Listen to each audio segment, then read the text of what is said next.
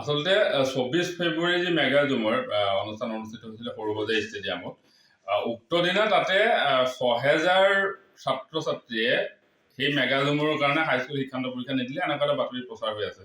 দৈনিক অগ্ৰদূতত এটা বাতৰি প্ৰচাৰ হ'ল। তাৰপিছত অখিল গগৈ ডাঙৰীয়া সংবাদমেলযোগে ক'লে আটছাকো আহ্বান জনাইছে তদন্ত কৰিবৰ কাৰণে। আমিতো তদন্ত কৰিছোঁ। মই বিশেষভাৱে আটছাৰ প্ৰতিটো প্ৰাইমেৰী লেভেলৰ পৰা ইনফৰমেশ্যন লৈছোঁ।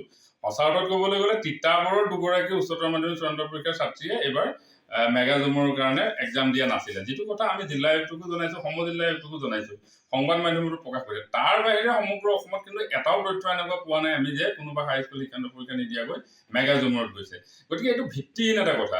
৮,৮৮৮ গৰাকীয়ে মেগা জুমত পাৰ্টিচিপেট কৰিছে আৰু তাৰ মাজত সঁচা অৰ্থত ক'বলৈ গ'লে মাষ্টাৰ ডিগ্ৰী কৰা, গ্ৰেজুৱেশ্যন কৰা, কোনোবাই শিক্ষকতা কৰা, গৰিষ্ঠ সংখ্যক শিল্পী আছে।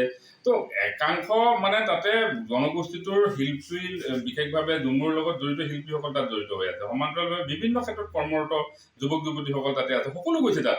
৬,০০০ মেট্ৰিক পৰীক্ষা নিদিয়াকৈ তাতে যোৱাটো কথাটো এইটো কাৰণে ভিত্তিহীন, কাৰণ তাতে গৰিষ্ঠ সংখ্যক বিভিন্ন ক্ষেত্ৰত কৰ্মৰত, হাইস্কুল শিক্ষান্ত পৰীক্ষা কেতিয়াবা উত্তীৰ্ণ হোৱা, গ্ৰেজুৱেশ্যন কৰা এনেকুৱা ছাত্ৰ ছাত্ৰী তাতে গৈছে। আৰু যিটো তথ্য মানে অখিল গগৈ ডাঙৰীয়াই যিটো কৈছে যে এইটো কাৰণে ভিত্তিহীন, কাৰণ মই যিটো সেৱাৰ এটা তথ্য অনুসৰি মই ক'ব বিচাৰিম, সেৱাই মোক জনোৱা মতে আচলতে ৫৭৪ গৰাকী ছাত্ৰ ছাত্ৰী গৰিষ্ঠ সংখ্যক ৫৭৪%হে মেট্ৰিক পৰীক্ষাত অৱতীৰ্ণ হোৱা নাই ২৭ তাৰিখৰ দিনা। সেইদিনাখন আছিলে ছ'চিয়েল চায়েন্সৰ এক্সাম, 576 হাইয়েষ্ট এবচেণ্টিজম।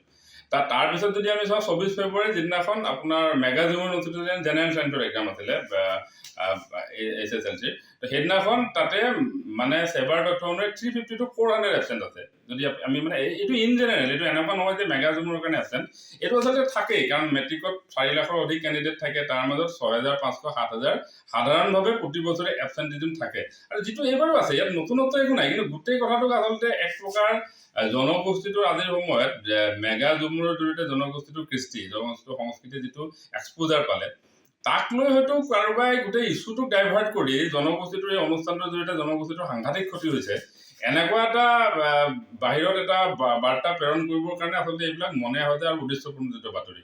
প্ৰথম কথা হৈছে অখিল গগৈ ডাঙৰীয়াই আমাক তদন্ত কৰিব কৈছিলে, আমিতো তদন্ত কৰিলোঁ। আমি তদন্ত কৰি এতিয়াতো এজনো পোৱা নাই SSLC পৰীক্ষা নিদিয়াকৈ মেগা জুমৰ মানে অংশগ্ৰহণ কৰিবলৈ অহা। তো মই ভাবোঁ যে এই ধৰণৰ ভিত্তিহীন কথা অখিল গগৈ ডাঙৰীয়াই নোকোৱা উচিত, কাৰণ তেখেত এজন বিধায়ক। আৰু বিধায়কজনে তথ্য নোহোৱাকৈ আচলতে কোনোবা এখন বাতৰি কাকতত কিবা এটা প্ৰকাশ পালে বুলিয়ে যে তেওঁ তাক লৈ সকলোকে প্ৰত্যাহ্বান জনাই দিব, আমাক আহ্বান জনাই দিব, তো এটলিষ্ট আমাক সোধা হ'লেও আমি ক'লোহেঁতেন প্ৰকৃত কথাটো কি।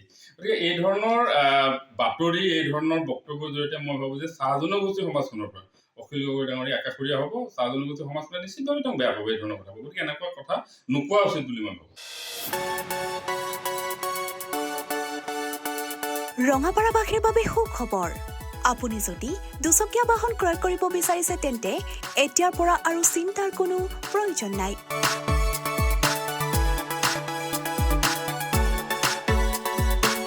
আপুনিও আহিব পাৰে DBP associate Bajaj two wheeler ডিলাৰলৈ।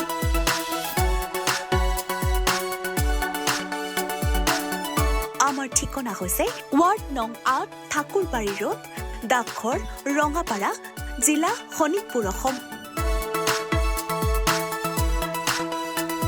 আমাৰ যোগাযোগ নম্বৰ হৈছে 9435707133 আৰু 9707967285।